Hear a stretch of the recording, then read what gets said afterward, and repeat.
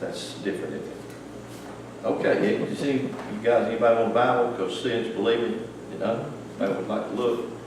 Because something I might say might be different. Oh, I know it'd be very different. Everything would be very different. I want to read some from this book. This book was written, I believe, in 1917 or 1920. 1920, this book. It's called God, Man, Made Flesh by Dr. Kirby. Dr. George Kirby traveled all over the world. And he's got several books. God, Man, Made Flesh. It's definitely worth your time and money to purchase it and read it. Why they chose that photo for that book? I have no idea. It's a reprint. It's not the original. The original didn't have anything on it. It was made very simple. Ever who gets this material and reprints it, put all different kinds of front covers. It has nothing to do with the book. But I've seen people with this book green, yellow, with nothing on it. So that cover, don't let that cover throw you. Just the title, God, Man, the Word Made Flesh, and that is, just the title of it is a tremendous revelation or a lot of work in it. And so, the things that I want to share with you out of this, I just want to read you a couple of things he wrote from this book. And a prerequisite to really to get from where you are is to open our mind, because if we keep the same mind that we've always had, we'll stay where we've always been. I mean, that's, everybody kind of knows it. So how do you get from where you are to where you want to be? Number one, you have to open your mind and start to think different. If you don't think different, you can't be different. So open your mind and thinking different. That's hard, especially when you're talking to, quote, religious folks. They can't think different. They're blocked in or locked down by their ideologies.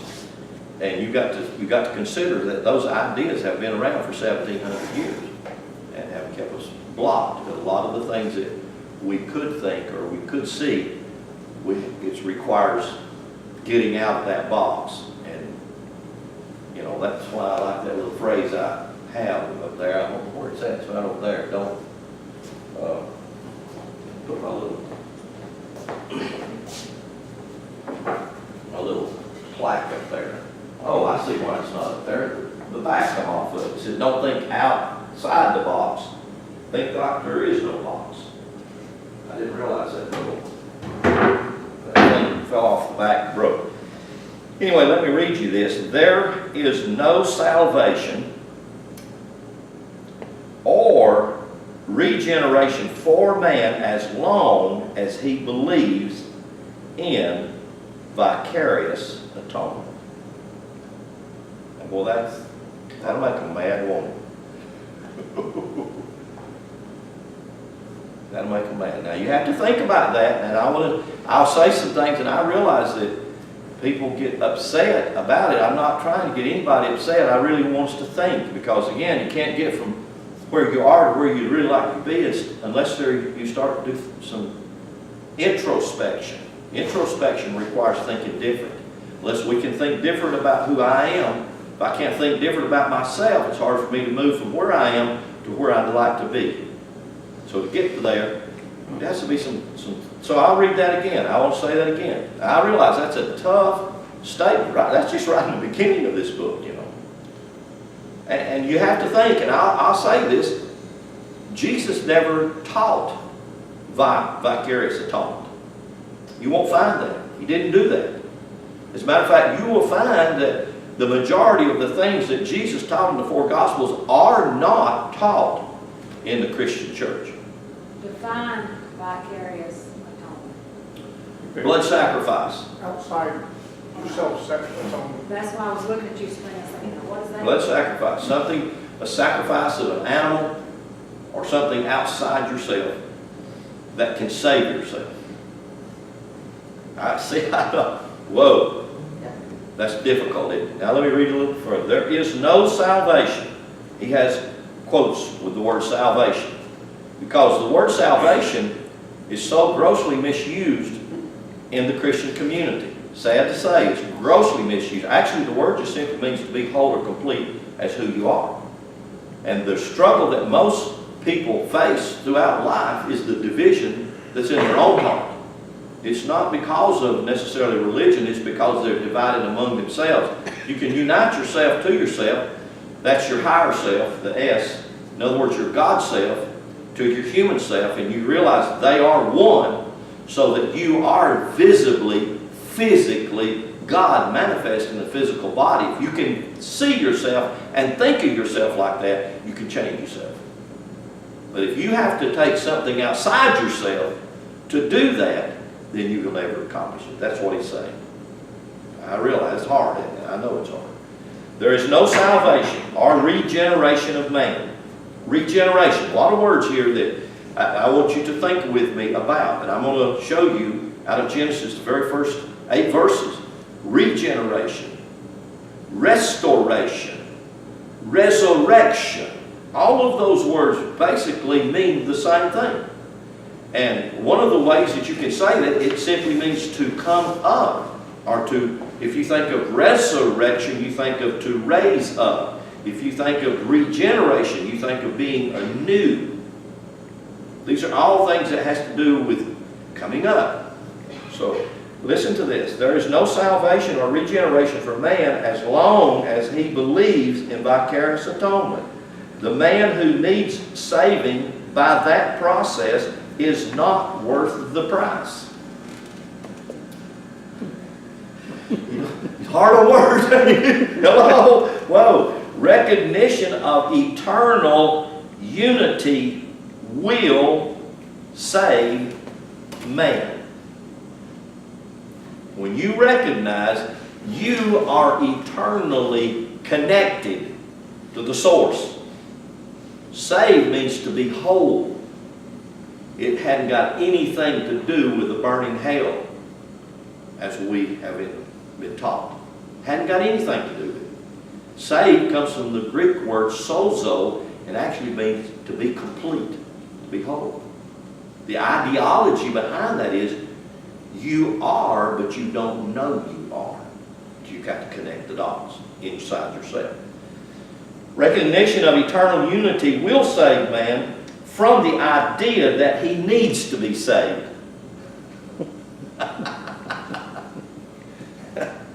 Because it will reconcile him to his place and mission in the plan.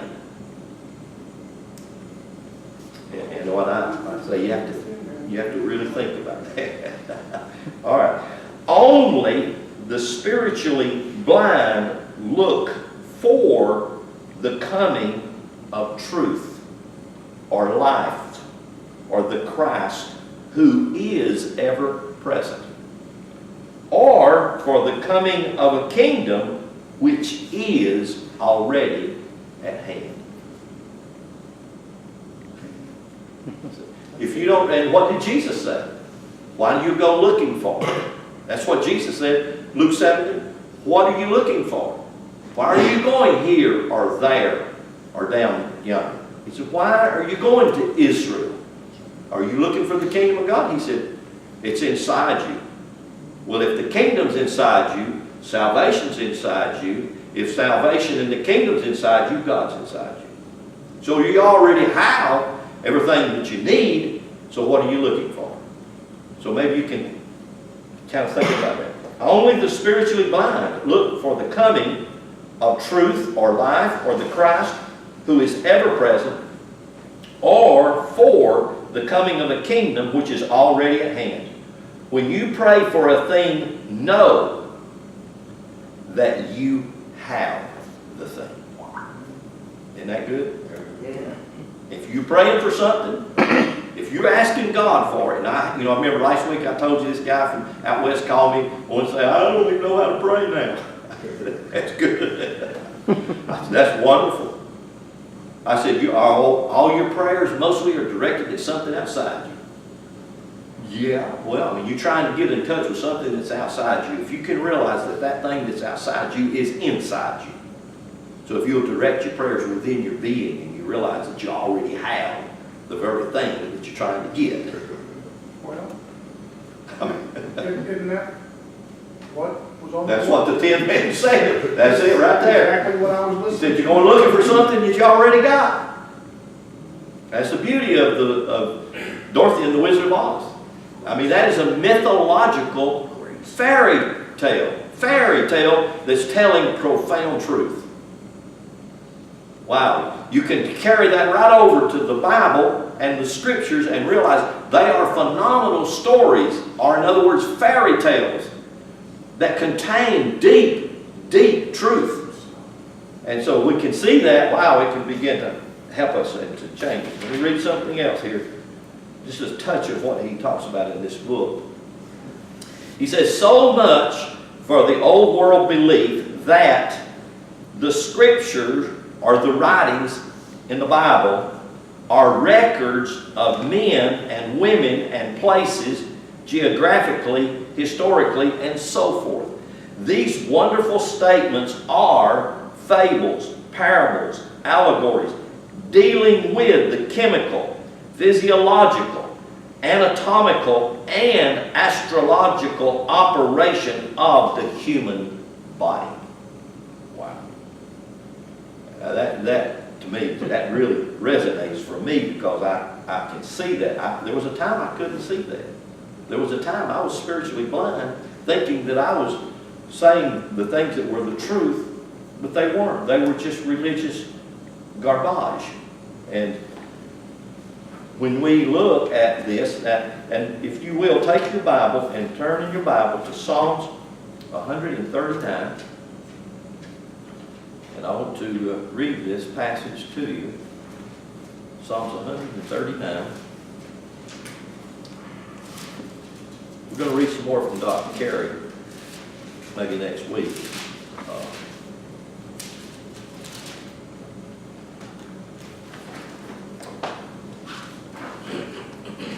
Psalms 139.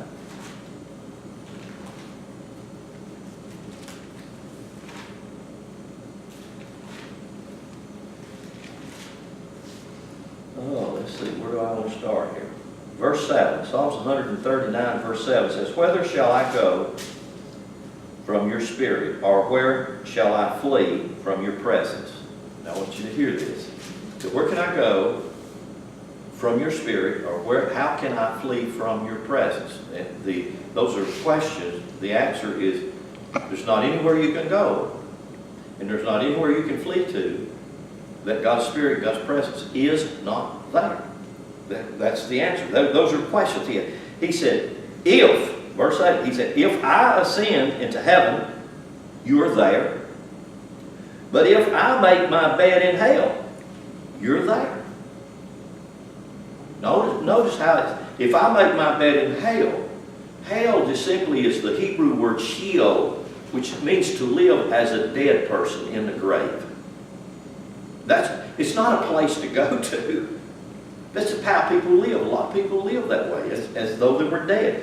He said, if I take the wings of them, And not awake. Yeah, and not awake.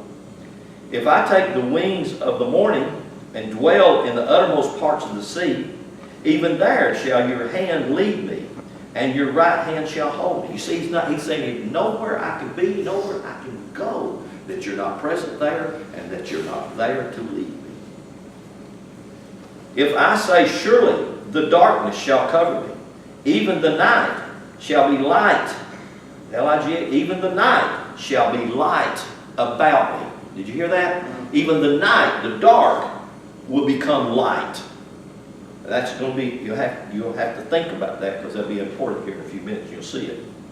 Yea, the darkness hides not from you, but the night shines as the day, and the darkness and the light are both alike to you.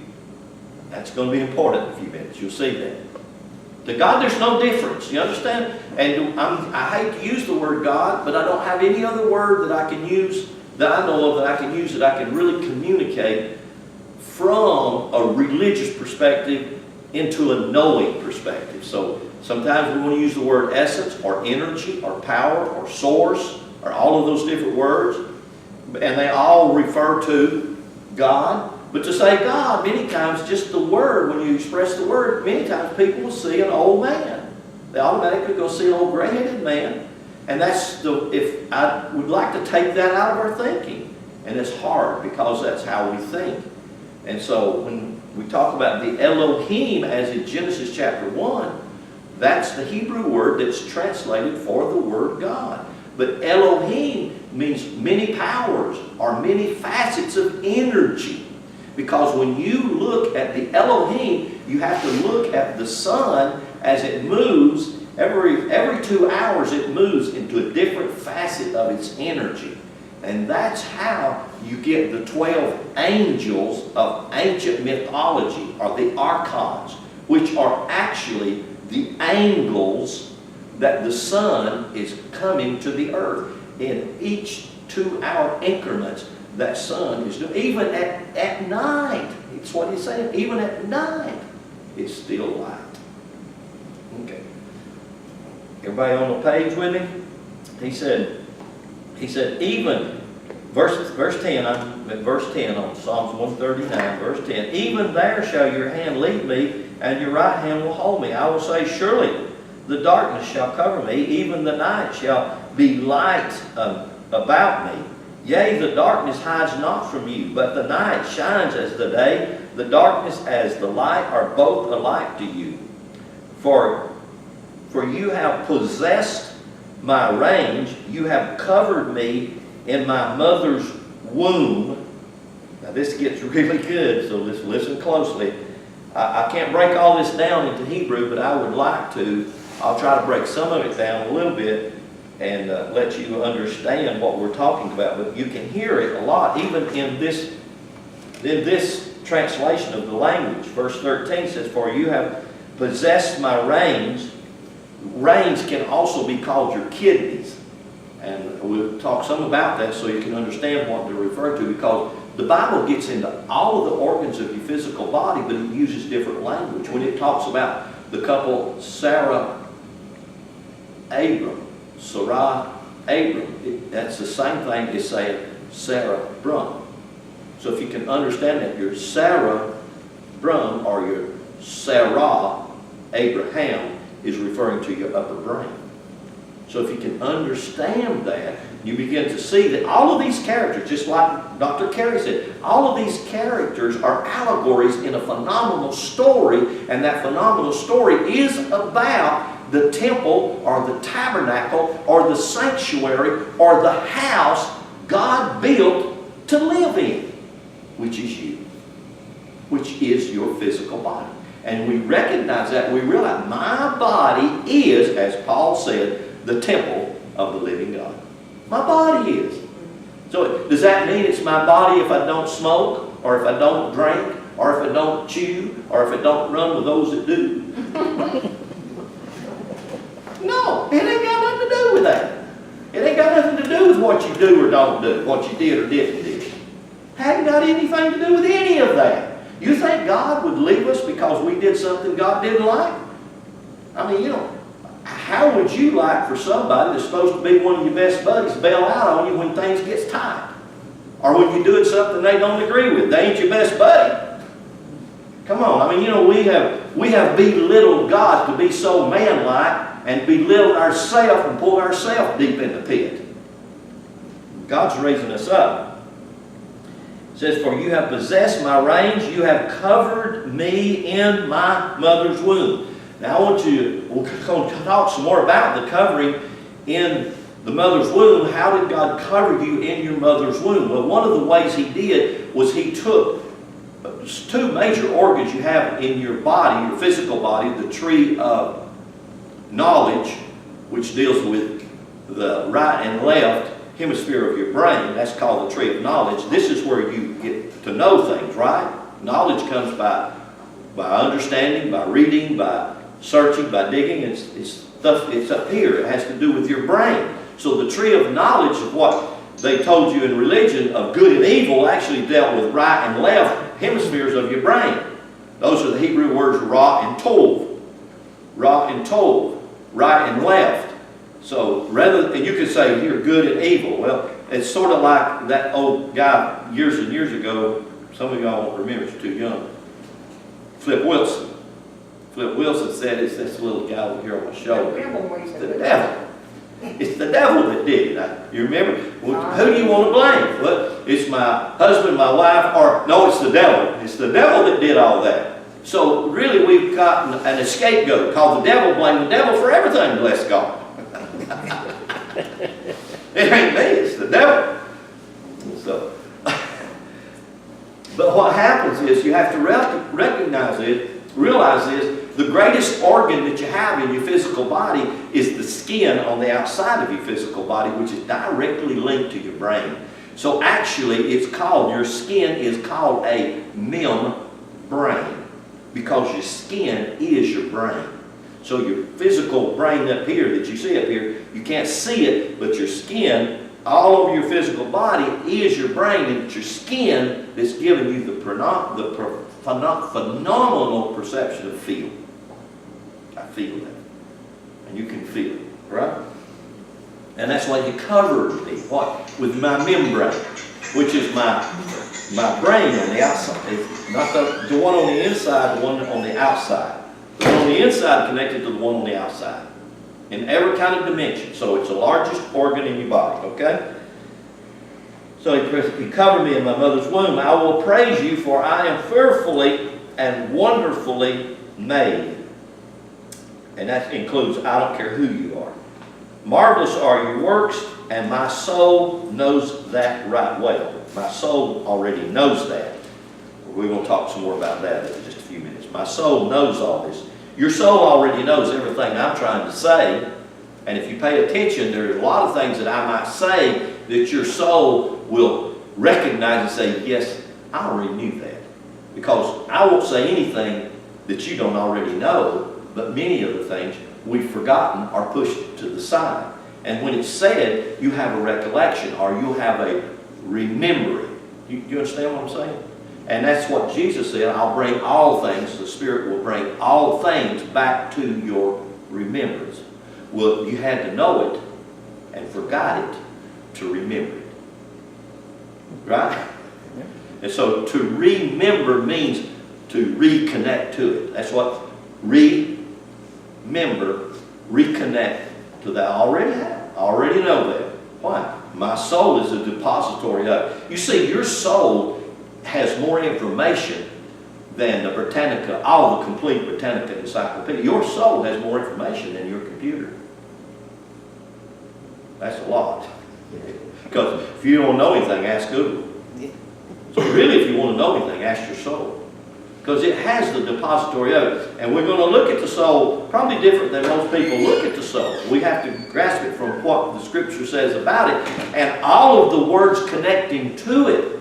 Because if I tell you, if I were to tell you that connected directly to your soul is the serpent of Genesis chapter 3, is the Naphiel of Genesis chapter 6, in other words, the giants. So if I told you that your soul was connected to the giants and was connected to the snake, you would flip out. But I can show you from Scripture that that's exactly where you're linked. And it's not what religion has told you that it is. It's far more than that. It's greater than that.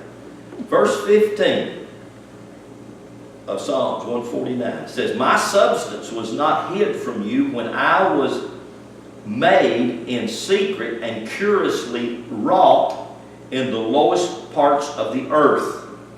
Now what that passage says in Hebrew and what it says in English is hard to jumble it up. Well, it's all kind of messed up. If you had an opportunity to look in the Amplified translation, the Amplified says it clearer. Or if you had an opportunity to look at the Living Bible, it says it a little bit clearer also.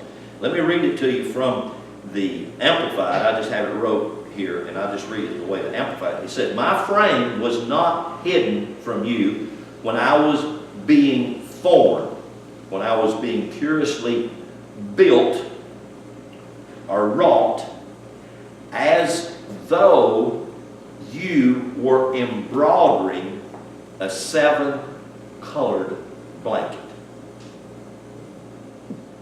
hear that word, seven colored. So what is he saying? He's saying that I was curiously knitting you together just like I would knit a blanket of the rainbow colors, seven colors. So what was he saying? He said, I was knitting you together in the womb. You all have heard this phrase, God's building us a house without the sound of a hammer and without a saw. And everybody told you in religion, it's out yonder somewhere.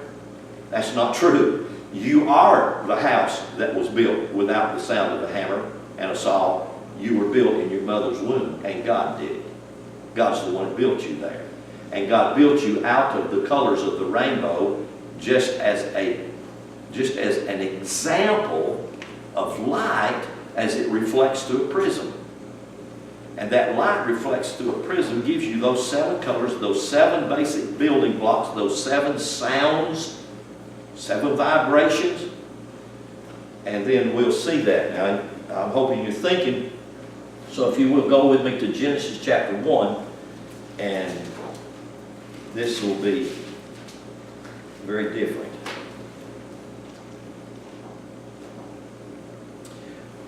Now, after you have the drawings, the architectural drawings, the blueprints, the plans, the patterns of a building, that's one of the first things that you want. You cold? Are you cold? Just good. You're cold.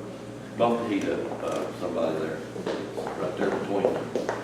Yeah, because those refrigerators put heat up there, and I think It reads warmer than it is Yeah. out. yeah. So bump it up there where you. You know, I just moved to Okay, after you have all of these plans, blueprints, building pattern, and all of that, one of the first things that you do on a building site is you clear the building site and then you start digging, right? So if you're going to go up, before you can go up, you do what? You go down. You have to build down. So the first thing in the building system is to go down. And I want to put this up here.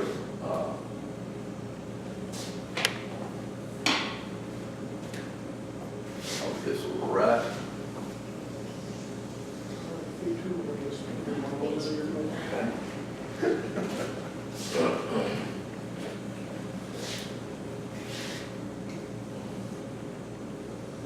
Now everybody's heard of, maybe they're not familiar with, but everybody's heard of the cross, the cardinal cross.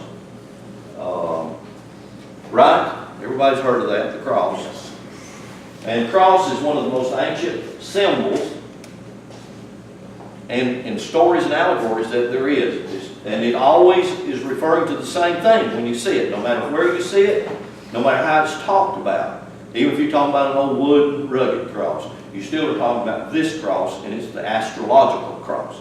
It's on the astrological cross that everything is basically hung. So all ancient stories and myths that go back thousands, even probably millions of years, have this same story told in them.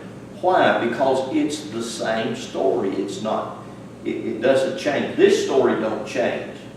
Now if I go to India, I may tell this story and use a different character. Or if I go to South America or in Mexico with the Mayans, I may tell this story and use another character. Or if I go to Egypt and tell this story, I may use another character. But I will tell the same story using different characters. And so most of us are familiar with this story being Jesus hung on the cross. Jesus just simply being an example or a typology of the human being. All human beings, okay? Even Jesus says, I'm your brother. Simply to say, if you relate to me, I relate to you, we're one. He even said, my Father is your Father, we're one. It's not me doing it, it's the Father where? Exactly. So you can say the same thing if you and I begin to open our ears and realize it's not me, it's the source that's in me. It's the very thing we talked about at the beginning. It's God not out there, but God in here. I'm not seeking the Father out there. I'm not discounting that God's not out there. I'm not saying that at all. I'm just simply saying the God that's out there is in here too.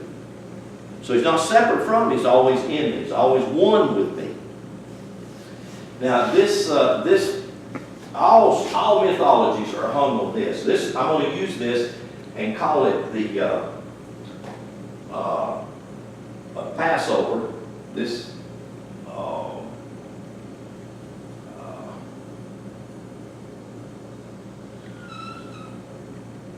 build my little character here.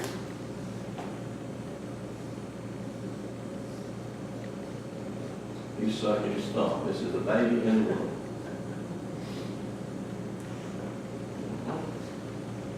Okay.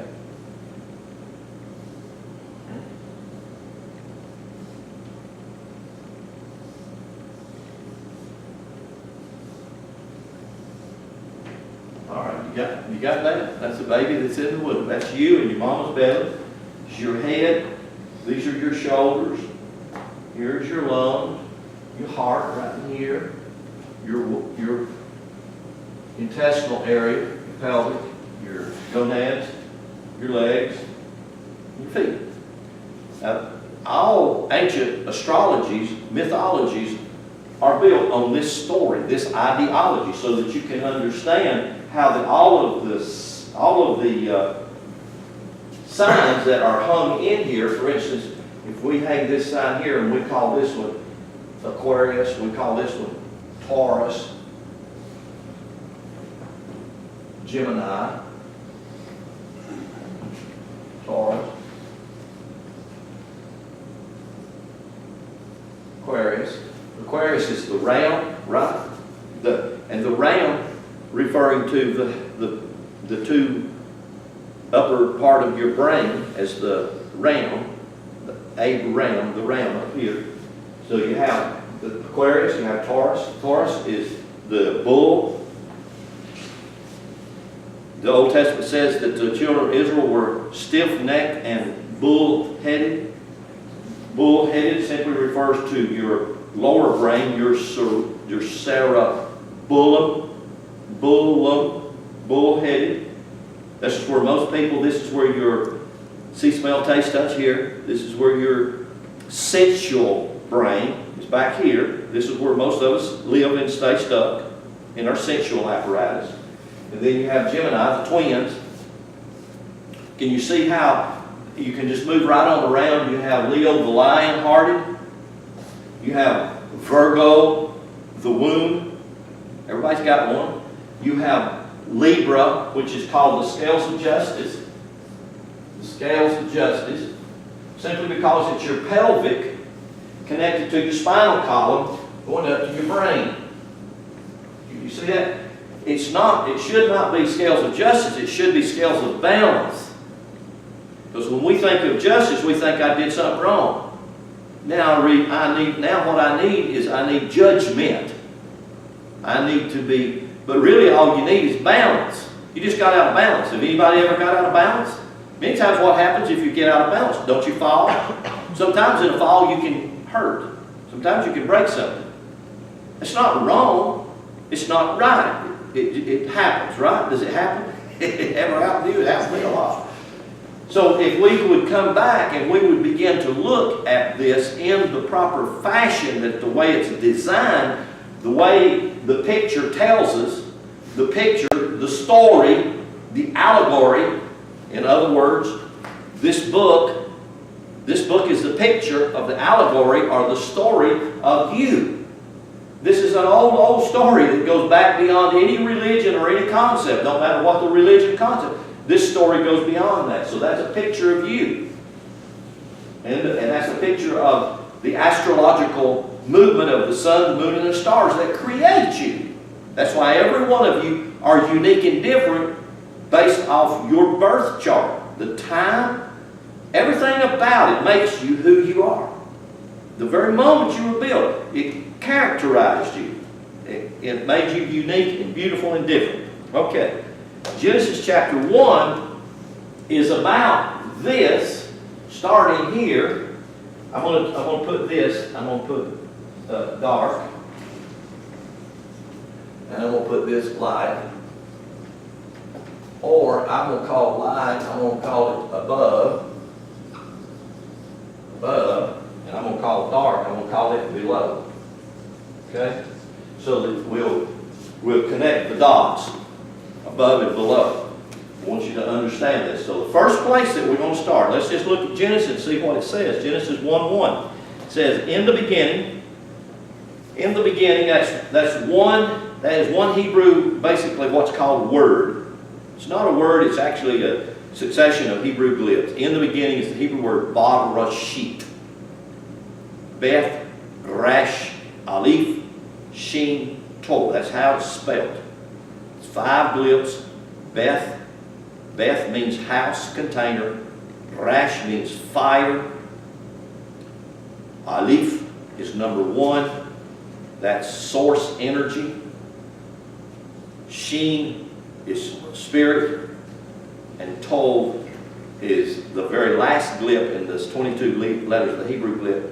And actually it's the end or the ability to stand.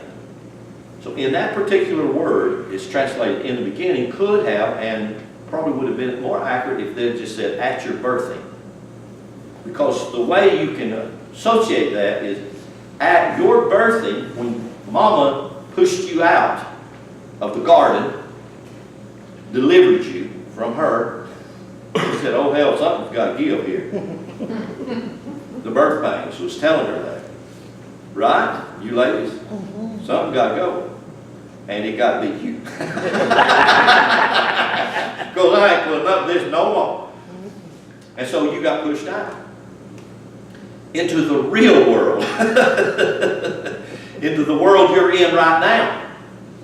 And so all of that is in here, and it's all in that word, Ba-Rashit.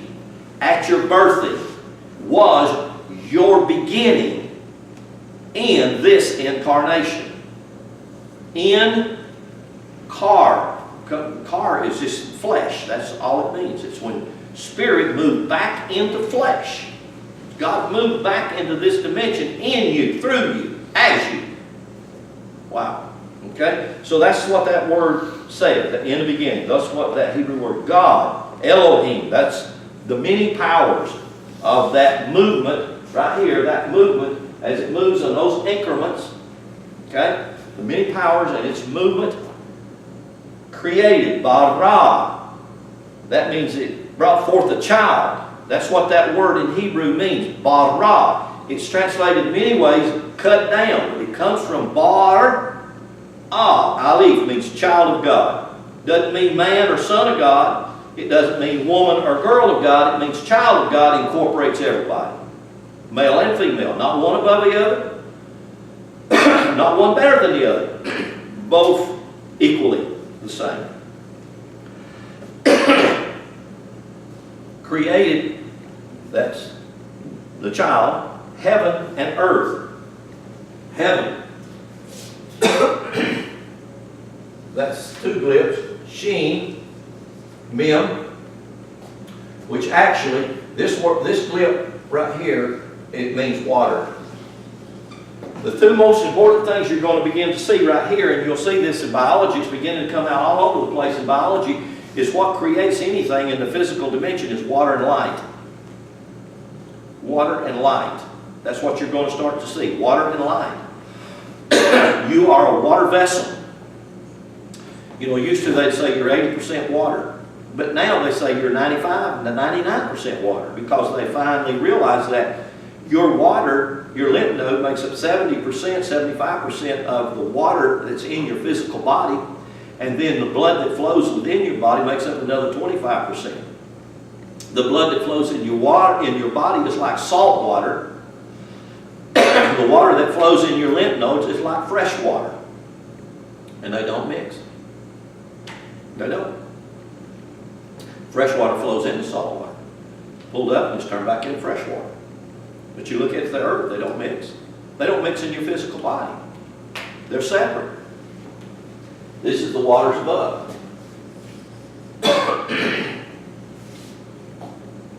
And then the second part of this glyph, this is the Hebrew word for heaven. The second part is Yod, final mem.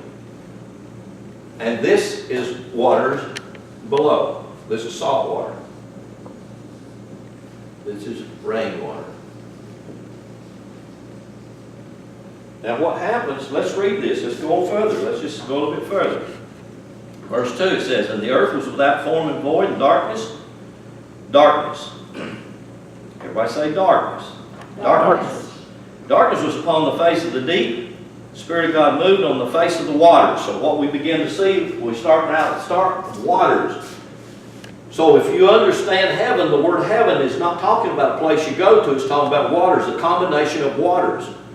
That glib, anybody can do that. It's not hard to break this word down out of the Hebrew and see. Shin, Mem, Yod, Mem is the four characters that make up this word heaven.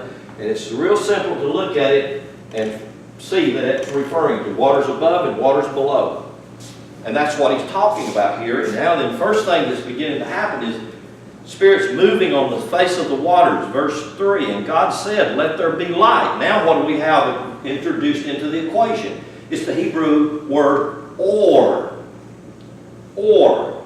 And that Hebrew word, alif, wav, arash. Alif, wav, arash. That word is used for two other words grossly misused. It's used for the word curse.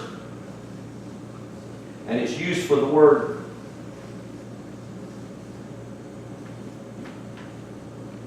arat, ararat, A-R-A-R-A-R-A-T, ararat. It's used for two words, grossly misused. If I said curse, immediately you think of something negative and bad. If I said Ararat, immediately you're going to think of a mountain where you have been told through religion that a boat got hung there. And there's a boat stuck up in that mountain somewhere. Both words are totally wrong, because if I were to spell the Hebrew word for light, or, and I spelled these two words, you would say, whoa, that looks like light against light. And that's exactly what it is. So if I understood the word curse, I could realize that it's light from without and light from within. What is the light from without? Same thing as the rainwaters above and the rainwaters below, or the waters below. The light from without and the light from within. Because what's happened to the light from without and the light from within? They create a contrast. They create a struggle. That's not wrong. It's something that it creates a friction. Your heart wouldn't beat if you didn't have that tension or that pull. I mean, that's how you live. That causes life. This word is the same thing as light with the tov, the tav, time on the end of it. That's what that word tov has to do. Lysglip in the Hebrew has to do with time, the element of time. So what happens? Now you have light that's against light in the element of time. So when you understand the word Ararat and look at the story, you realize that the light from out and the light from within has struggled and brought you to a place in time that you can start again. And if you look at the story, the way the fairy tale is told, that's exactly what happened to Noah when he landed there. What did he do? He started again. So if you realize the story is telling something more profound than the story, it's talking about something that's happening in me. The light in me is struggling from the light outside of me, the way I'm seeing things, and it brings me to a place that I can start fresh. Well, I'll tell you, that's right now. If we understand it, we realize that there ain't no other time than right now. It brings me to that place where I can begin again now. Starting fresh. So, he says, verse 3, God said, let there be light, and there was light. God saw the light, that it was good, and divided the light from the darkness, and God called the light day, and he called the darkness night, and the evening. And the evening, notice when it starts. It starts here. It starts even. Even. This is when it starts. You'd think when it would start up here, this is where most of we most think we're starting up here. You don't. You start right here. You start at your gonads, your pelvic. your balance, your ability to walk. That's where you start, right here. That's how this starts and opens up. It begins to open up the building of the physical body. It's built from here up. When we look at the Eastern ideologies and the Eastern ideology about Kundalini, y'all ever heard that? Y'all are familiar with that? Kundalini? Kundalini is a word that means energy points. That's what it means. It means cross sections of energy. If we truly broke the Greek word church down, it's ecclesia, it would basically mean the same thing as Kundalini. We've been told the church is this building where we come to worship, to meet. It's not true. In Revelations chapter 2 and 3, when it's talking about the church, it's talking the same as the Kundalini energies. Or it's talking the same as the 7 colored garment you're made of. Or it's talking the same as the 7 colors of the rainbow. It means the places that energy. When you shine light through a crystal, through a prism, it reflects. It has cross points that sends the energy into a different color. So you realize right now what's happening. The light passing through the crystal of water is beginning to create in the evening and then goes around. What's it doing? It's building my foundation first.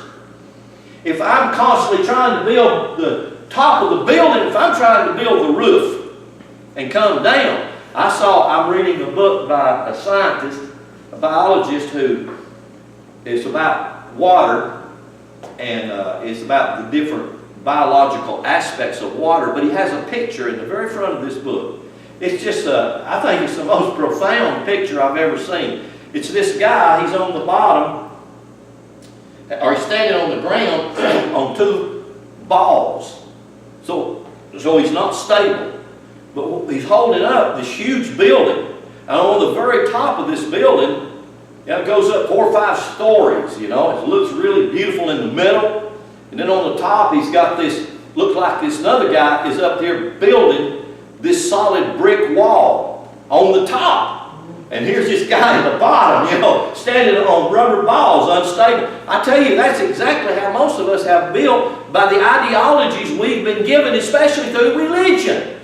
That's why we're so unstable. Our foundation has to be laid right. The energy comes from the lower section up. It's not coming down. It's coming from, when you build a building, you start at the foundation.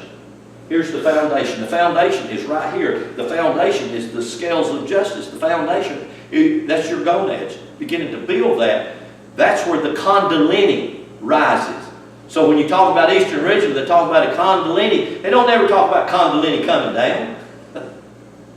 They talk about the Kundalini coming up. It rises from the lower extremity up into the upper extremities. It rises up here and it begins to light you and life you. So let's read on.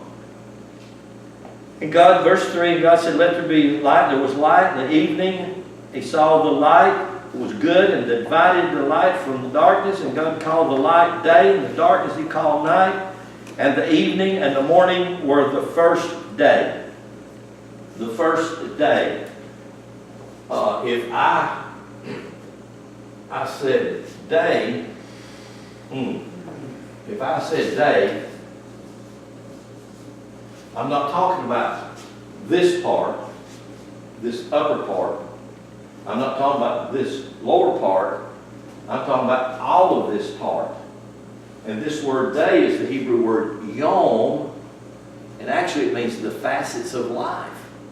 So I begin to realize now, the first day of this building block deals with my balance, my pelvic, the foundation of my being. It's referring to the whole, dark and light. It's not referring to just part of it. It's referring to the whole thing, the above and the below, the rainwater and the salt water. Did you see how this would all come about to build you and to make you and to cause you to be who you are, cause you to be the very thing that God designed? Now go with me, I'm going to close right here with this passage of Scripture. Chronicles, go with me to 1 Chronicles.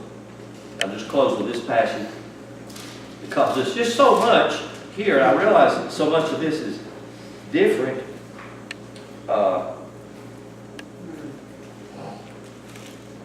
Every bit of this information is deposited in your soul. And your soul knows all this thing. Your soul doesn't know this. That's what he said over in Psalm. Your soul knows this right well. All of this information is deposited in there. It's just unscrambling it or whatever. 1 Chronicles chapter 6, verse 10. It says, and Johanna begat Azariah. Johanna, that just simply means mercy. It's the same as the word for John, the John the apostle in the New Testament. His name, John, just simply meant mercy or grace. That's what gives us life. It's the love, the mercy, the grace of God. So this is starting out. Johanna begat Azariah, and Azariah just simply means the strength of spiritual quality. Spiritual quality has great strength. So he said, grace begets strength. That's what he said. He it is that executes the priest's office in the temple. The word temple is the Hebrew word Beth. That's what is this glib right here. Beth, which is number 2, and it just simply means container or building. Building. So when he said the temple right here, he's using the Hebrew word Beth, Bait. He's not talking about something that was built over in the Middle East that was called the Temple of Solomon, because notice what he says. He executes the priest's office in the temple that Solomon built. Solomon, soul. What is soul in Chinese? I mean, in Spanish. Sun. Soul is sun. It is. Man. The sun in man. What is the sun in man? It's the light. And so what he's saying right here is that he's saying the grace, which executes strength, and he's saying spiritual quality and ability. This is what's building the temple of God. What is that? It's the sun that's moving every day. It's out there. It's life in you. If it wasn't there, we wouldn't even be here. We'd be on Mars, wouldn't we? Or we'd be somewhere else on one of those other places out there, Saturn, or whichever, or wherever, whatever. We would be in one of those places. If we can begin to grasp, just like Dr. Carey nailed it right there at the beginning, if we could begin to grasp that I have no need to look for salvation, I am salvation. I have it inside me. My ability to behold is in me. I don't have to go outside myself to find it. I don't have to go outside myself to look for it. It's inside me. I know that's offensive, especially to the Christian ear. But my goodness, if we can just see that and realize how marvelous, how wonderful, how beautiful that we are, individually and collectively, we would not only would we want to change the world, we would definitely change our own self, our own life. We would be empowered to do that. That's the first place you got to change. Where's the first one? It's got to be. Where it starts here. It's not him or her or them or they. That's the Michael Jackson song, Man in the Mirror. You want to change the world? Yeah. Change this guy. Yeah. All right. So now that you have spoke with all that, I'm going to sing that song again so everybody can get a better meaning of the song, because it was a lot going a lot to do with what you were talking about up here. Good, good.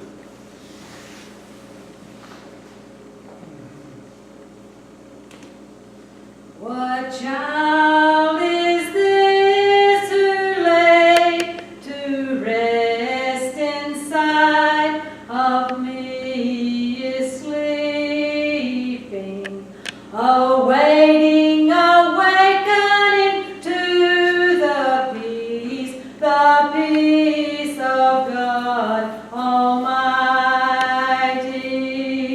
Peace, love, and light is me from the beginning of time. Joy, happiness, and grace, the bride and the son, the bride and the son. Got kind of a little bit out of breath there for a second. Yeah. Pretty much everything you say, really. Yeah, says the same thing. Yeah. Beautiful. I think we've just all been on the same sequence this morning, Must have in been. different areas. Mhm. You know, from the moment I walked in here, Steve was already writing that up there, and I had been posting things on Facebook, and we were talking about the circle that you got, you know, we used to have here, and then you come in mentioning the circle we used to have here, and everything just all kind of went together. Well, I wanted to bring all that together to the soul, and I just mentioned it in, you know, just passing. I wanted to go into Genesis 2 and talk about the nephesh, which we'll do that next week, because it's a deposit. It's already in us, and you can't necessarily go anywhere looking for it unless you're going to just look introspective. I heard a guy condemning someone had posted on Facebook, and this religious person, he was really condemning the teachings of esotericism. He said, he was trying to say everything has to be exoteric, which is outward. And I thought, wow, I mean, how could you be that foolish? Because even if you corner a Christian, they want to say it's Jesus in your heart. I mean, that's what they want to say, that's what they want to think of. You realize it, it's God in your heart. It's in you. That's eso, that's inside you. It's all in there. Even the ones that are saying Jesus is in me, they're thinking they have to invite Jesus in. They're not saying it's coming from the inside out. They're saying you've got to open that door and let Him in. Yeah. It's amazing that it comes back in so many ways to the wizard. They all went outside themselves to look for the journey, but they went to the Emerald City, the center. They went to the center of themselves to find what they already always had. And then, of course, Dorothy's journey goes on to go back to where she never actually left. Yeah. Right. Yeah. And she went through a tornado and everything, you know. Well, you know, to realize that, you look at that again, to realize that who's creating the story of me? When I really start to look at who's creating the story of me, I begin to realize it's me. I'm the one creating my story to say, hell no, it's not me, it was them. They did that to me. Well, that come up out of you first. It was some energy that we have. And so what happens if we start to think like that? Do you know what that does? That causes introspection. What is that? That's esoteric. It means I've got to go down inside me to see where did that come from? What is that? What's that about? And then when I can begin to examine that, I don't blame anybody. I mean, I think the biggest